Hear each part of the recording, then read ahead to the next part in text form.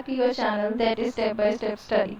So this is part 3 of your chapter number 8, that is cell structure and functions, and I am Swati, and let's begin with this chapter now. So in the earlier parts we have discussed till nucleus. What were the function of nucleus? Nucleus के बारे में हमने क्या पढ़ा था कि इसके functions क्या हैं, जैसे कि न्यूक्लियस करता क्या काम है, ये आपकी हेरिडिटी कैरेक्टरिस्टिक्स को एक जनरेशन से दूसरे जनरेशन में ट्रांसफ़र करता है, या फिर transmission of heredity characteristics from generation to generation. दूसरा काम क्या है आपके न्यूक्लियस का कि ये आपके लाइफ फंक्शंस को जो आपके सेल के अंदर परफॉर्म हो रहे हैं उनको कंट्रोल करता है, right. Then also we discussed about chromosomes and your nucleoplasm, nucleus, nuclear membrane. अब जो हम करने जा रहे हैं वो पढ़ने जा रहे हैं सेल ऑर्गेनल्स के बारे में। So let's get started. So cell organelles जो हैं इसके बेसिकली कितने पार्ट्स हैं हमारे? 5 पार्ट्स होते हैं आपके सेल ऑर्गेनल्स में। कौन कौन से? Mitochondria, then we have endoplasmic reticulum, ribosome, Golgi bodies and your vacuoles. तो अभी स्टार्ट करते हैं कि यहाँ पर मैं आपका एक डायग्राम बनाती हूँ, तो उससे आपको क्लियर हो जाएगा कि ये सेल ऑर्गेनल्स किस तरीके का दिखता है। सो ये राउंड शेप का होता है लाइक दिस। यहाँ पर एक आउटर कवरिंग है, इसके इस तरीके की एक आउटर कवरिंग होती है, and this is your cell organelle. So यहाँ पर मैं आपको बेसिकली जो बताना चाह रही हूँ, ये बीच में इसके एक न्यूक्लियस हो गया।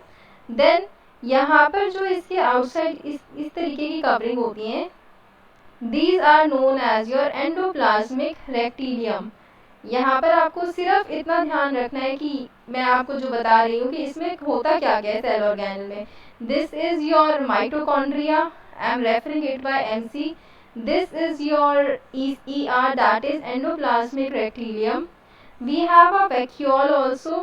यहाँ पर हमने बना दिया है vacuole, VACUOLE. This is vacuole. We also have Golgi bodies. This is your Golgi body, denoting it by GB, and we have ribosome here. These are ribosomes. Okay. सो यहाँ आपको पढ़ना ये है कि क्वेश्चन आएगा आपका what is the power house of the cell called. तो पहले डिस्कस करते हैं हम माइटोकॉन्ड्रिया के बारे में, ठीक है। So mitochondria it produces energy from food during respiration. ये क्या करता है आपका माइटोकॉन्ड्रिया? जब भी आपकी रेस्पिरेशन हो रही होती है, आप रेस्पायर करते हो, जब आप फूड को च्यू करते हो और उसमें से एनर्जी निकलती है, that is known as respiration. तो ये माइटोकॉन्ड्रिया काम करता है इसी एनर्जी को प्रोड्यूस करने का, और इसी वजह से इस माइटोकॉन्ड्रिया को हम क्या बोलते हैं? Power house of cell, right. अब यहाँ पर एक क्वेश्चन इम्पॉर्टेंट जो है, what is known as power house of cell. तो your mitochondria are called as power house of cell. ये पहला क्वेश्चन यहाँ पर 100% आता है पेपर में। देन ये माइटोकॉन्ड्रिया आपके एनिमल सेल और प्लांट सेल दोनों में ही प्रेजेंट होता है। Second point is your endoplasmic reticulum. Endoplasmic reticulum क्या करता है आपका? It helps in transport of substance within the cell. एक सेल के अंदर ही जो आपके सब्सटेंसेस ट्रांसपोर्ट होते हैं वो होते हैं with the help of your endoplasmic reticulum. We have ribosome. Ribosome ये आपके प्रोटीन सिंथेसिस में हेल्प करते हैं। ये भी प्लांट सेल और एनिमल सेल दोनों में ही मिलते हैं। PC and AC, that is plant cell and animal cell, we can find this ribosome in both of them. So it helps in your protein synthesis, ribosomes, तो ये आपको याद रखना है। Then we have Golgi bodies. Golgi bodies क्या करती है? Synthesize, store and secrete many substances. All right. So now we have vacuole. Vacuole क्या होता है आपका? ये सैक लाइक स्ट्रक्चर होते हैं जो आपके साइटोप्लाज्म में प्रेजेंट होते हैं, उन्हीं को बोलते हैं vacuole. क्वेश्चन क्या आएगा? The sac like structure that are present in vacuole या फिर that are present in cytoplasm, what they are known as? They are known as your vacuoles. All right. So जो vacuole आपके plant cell में होते हैं ये larger होते हैं, but in case your animal cell ये vacuole बहुत ही कम एग्जिस्ट करते हैं, या फिर अगर एग्जिस्ट करते भी हैं तो ये बहुत ही स्मॉल साइज में एग्जिस्ट करते हैं, ठीक है। काम क्या होता है इन वैक्यूल्स का? Vacuoles store the soluble food waste and secretions of the cell dissolved in water, right. तो ये क्या करेंगे, आपके सॉल्युबल फूड को, वेस्ट को और सिक्रीशन ऑफ सेल को जो डिसॉल्व होती है वाटर में, उसको स्टोर करते हैं, जिसको हम सेल सॉप भी बोलते हैं, SCELLSOP। यहाँ पर क्या इंपॉर्टेंट है, क्या याद रखना है आपको? क्वेश्चन आ सकता है the sac like structure present in cytoplasm, तो उसको क्या बोलते हो? वैक्यूल, पहला क्वेश्चन। दूसरा क्वेश्चन आपका बन सकता है यहाँ से कि द एनिमल सेल की जो वैक्यूल है वो आपके प्लांट सेल में बड़े होते हैं या एनिमल सेल में? तो प्लांट सेल में वैक्यूल्स का साइज बड़ा होता है। नीचे मैंने एक डायग्राम आपको बना दिया है, यहाँ डायग्राम से समझते हैं कि ये देखिए, ये है आपका एक सेल ऑर्गेनेल इन अ जनरलाइज सेल। एक सेल के अंदर जो सेल ऑर्गेनेल होता है उसका मैंने डायग्राम बना दिया है। सो दिस इज माइटोकॉन्ड्रिया, जिसको हम पावर हाउस ऑफ सेल भी बोलते हैं। ऊपर की जो मेम्ब्रेन है, ये ऊपर का जो मेम्ब्रेन है, this is known as your plasma membrane.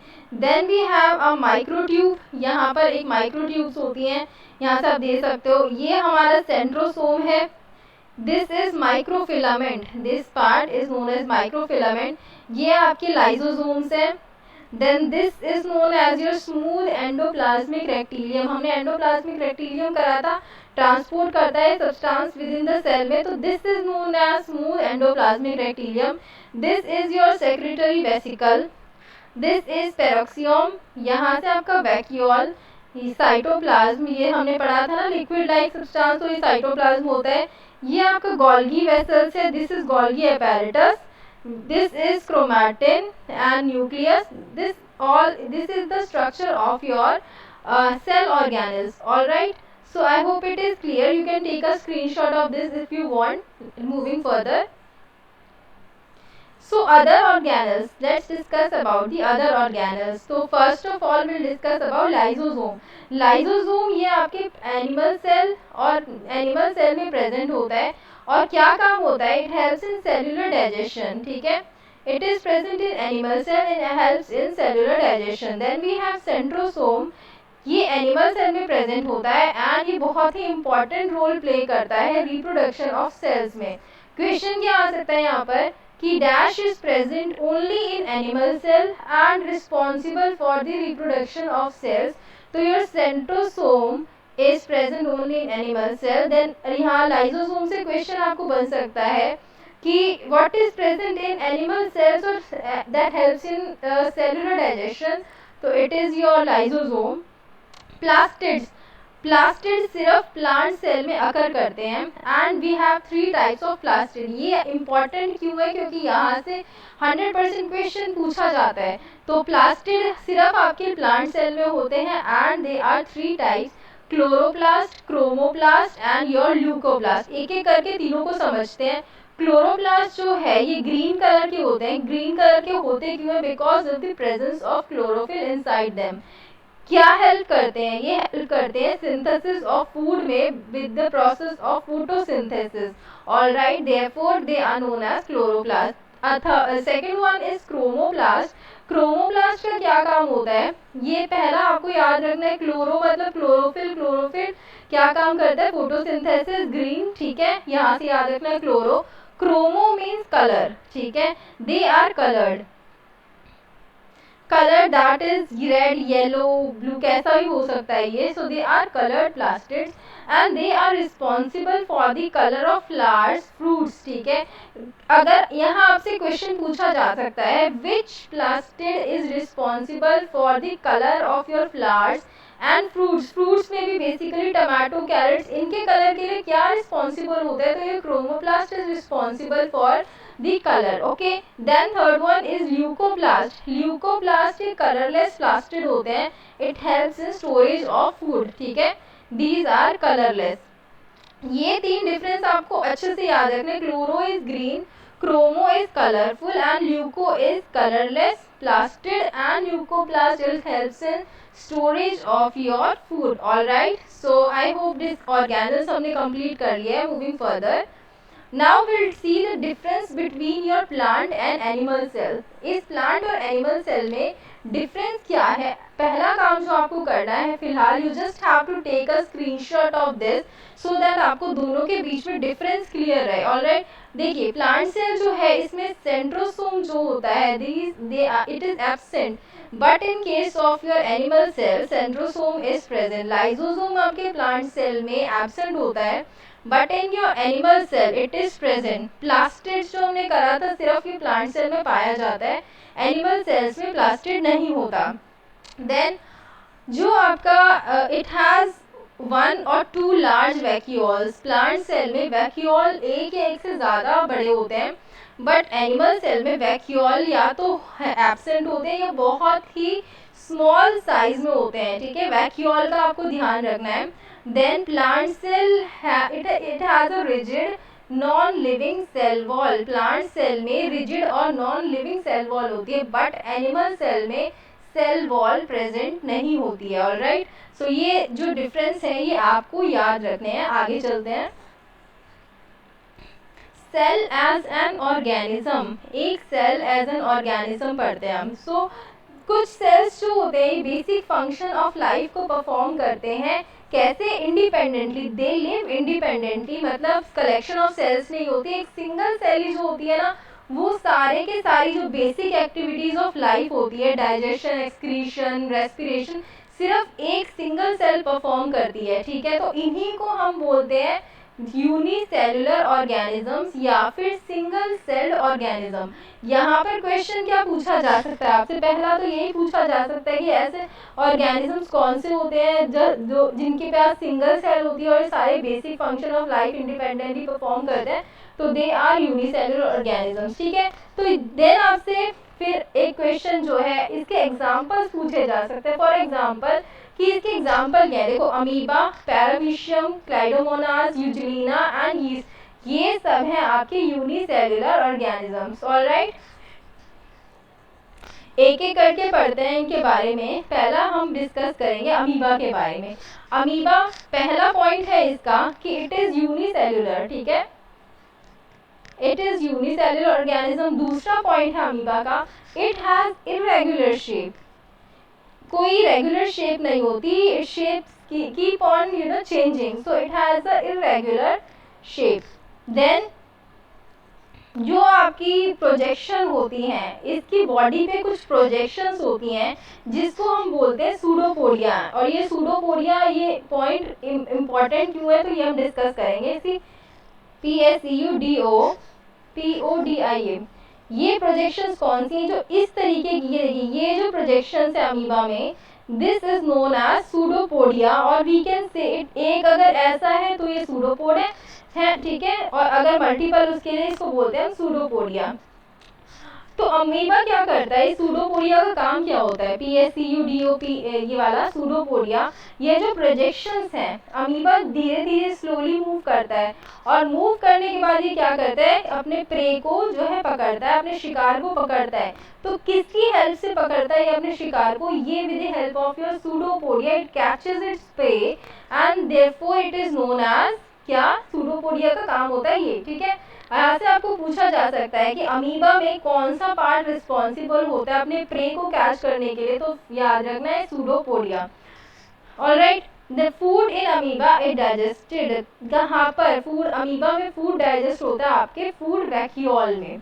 सो ये है अमीबा का एक पिक्चर, ये मैंने नेट से उठाई है। राइट, तो this is known as your nucleus. यहाँ पर आपकी हमने बात करी सूडोपोडिया की या pseudopods. This is ectoplasm, this is your endoplasm, ये एंडोप्लाज्म है। यहाँ पर ये है हमारे कॉन्ट्रैक्टाइल वैक्यूल।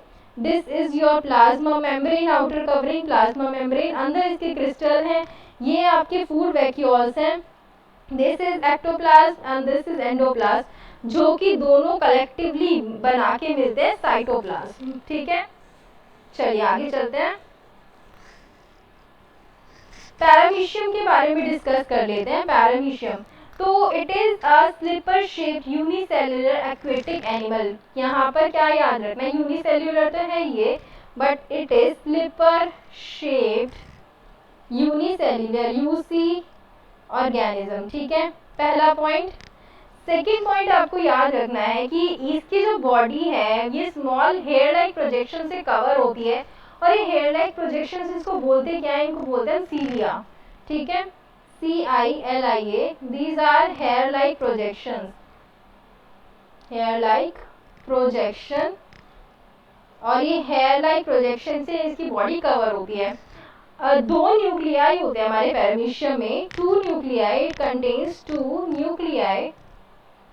कौन कौन से 2 न्यूक्लियर कौन कौन से इसमें कंटेन होते हैं, पहला होता है एक macro nucleus, macro, and the other one is micro. Macro और माइक्रो न्यूक्लियस इसमें होते हैं, and it moves fast with the help of cilia, cilia की हेल्प से, सीलिया है क्या, ये हेयर लाइक प्रोजेक्शन जो इसकी बॉडी पे होते हैं, और इसकी हेल्प से बहुत तेजी से जो है मूव कर सकता है, ठीक है। तो ये है आपका पेरिमीशियम का डायग्राम, तो यू कैन सी दिस, ये आपके फूड वैक्यूल्स हैं या साइटोप्लाज्म है, it has a posterior end caudal tuft, cilia, anal pore, then we have cytopharynx, also we have cytosome, oral groove, micronucleus, contractile vacuole. This is the paramecium diagram. You can take the screenshot of this diagram also. ठीक है, आगे चलते हैं, यूजलीना के बारे में discuss करते हैं। यूजलीना,